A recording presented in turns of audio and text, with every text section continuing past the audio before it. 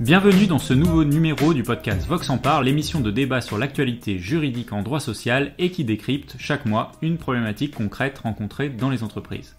Comme pour les précédentes émissions, je serai en compagnie de mon associé Florian Carrière, avec qui nous allons débattre aujourd'hui d'un sujet très particulier, les candidatures frauduleuses aux élections professionnelles. Bonjour Florian. Bonjour Steven et bonjour à tous. Alors Florian, comme nous le savons, beaucoup d'entreprises vont devoir organiser prochainement de nouvelles élections professionnelles, puisque nous arrivons au terme du mandat de 4 ans des membres du CSE mis en place suite aux ordonnances Macron.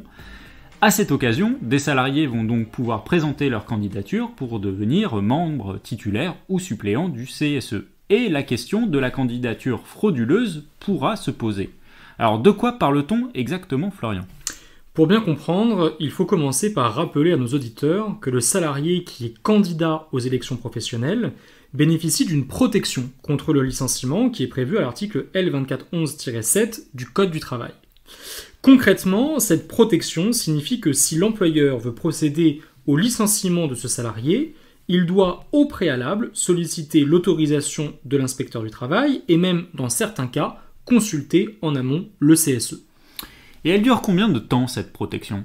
Eh bien, le salarié sera protégé pendant une durée de 6 mois à compter de la publication de la candidature. C'est-à-dire concrètement à partir de l'envoi de la lettre recommandée de la candidature à l'employeur ou de sa remise en main propre contre des charges, et ce, y compris si finalement il n'est pas élu.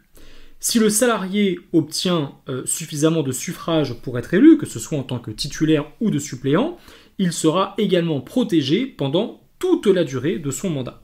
Ok, donc la protection cesse à la fin de son mandat. Oui, mais alors pas tout à fait, parce que s'il n'est pas réélu à la fin de son premier mandat, le salarié sera encore protégé pendant une durée de 6 mois à compter de la fin de son premier mandat.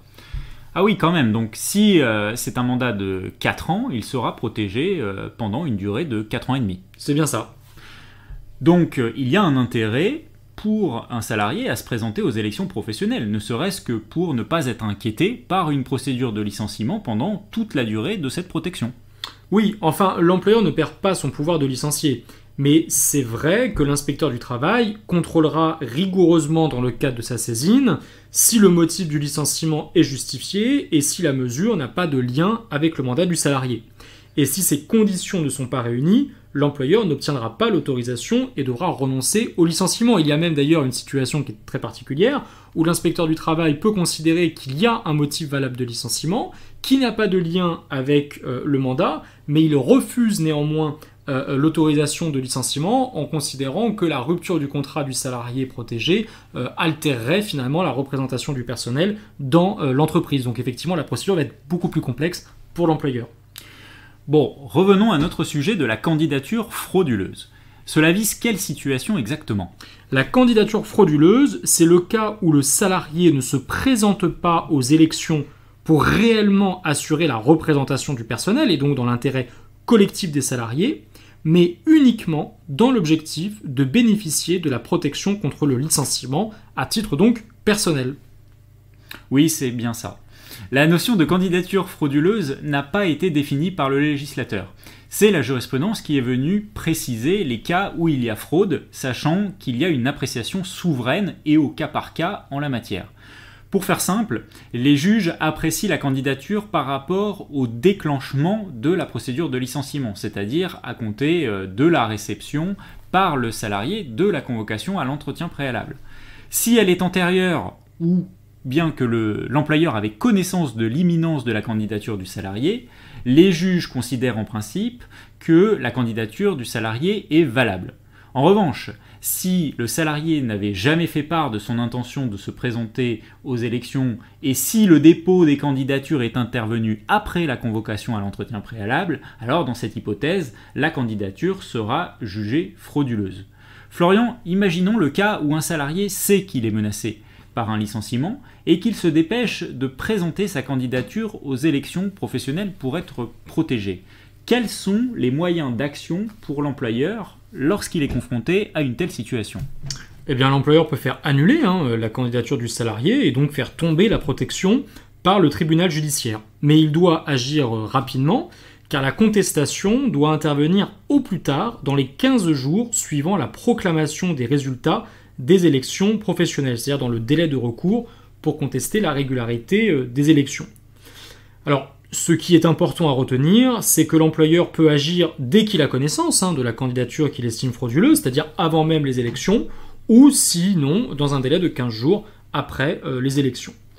Le fait que le salarié concerné ait été élu ou non n'a aucune incidence en la matière.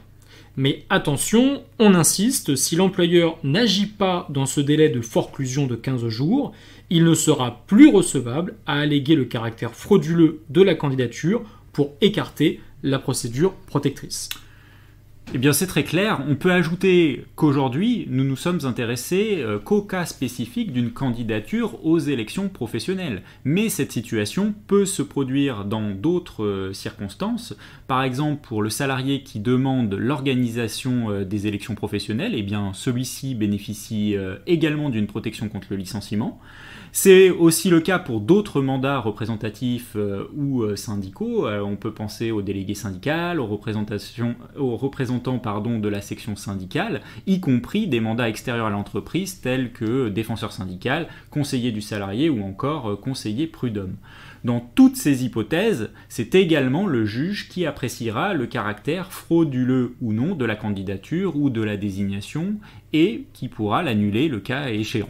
Notre émission est désormais terminée et nous aurons le plaisir de vous retrouver prochainement pour un nouveau podcast.